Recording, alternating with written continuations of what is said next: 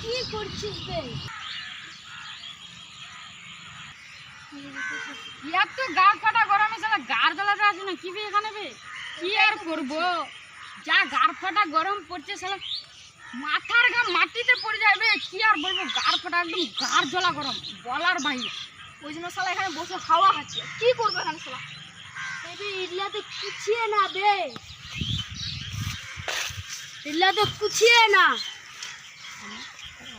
আদার আমলে যে ছিল এত গরম করতো যে মুরগিগুলো সিদ্ধ ডিম পারতো। শালা এগুলো তো কিছুই না। আমার দাদুর আমলে এতই গরম পড়তো, গোয়ালে করে গরুর দুধ দিলে গরম গরম দুধ থাকতো। কি বলছিস বে? আর জাল দেওয়ার কোনো প্রয়োজনই পড়তো না। তোরা আর কি বলিস, আমি আর কি বলি।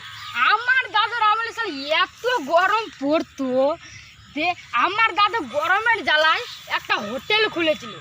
সেই হোটেলটা খোলার পরে আমার দাদু এখন বিশাল বড়লোক হয়ে গেছে বে। তুই দাদু কিসের হোটেল খুলেছে বল বল, একটু আমাদেরকে বল। কি আর বলবো, কেন তোর দাদার ওই সিদ্ধ করা ডিম আর তোর দাদার গোয়াল ঘরে গরম দুধ। দাঁতে বলো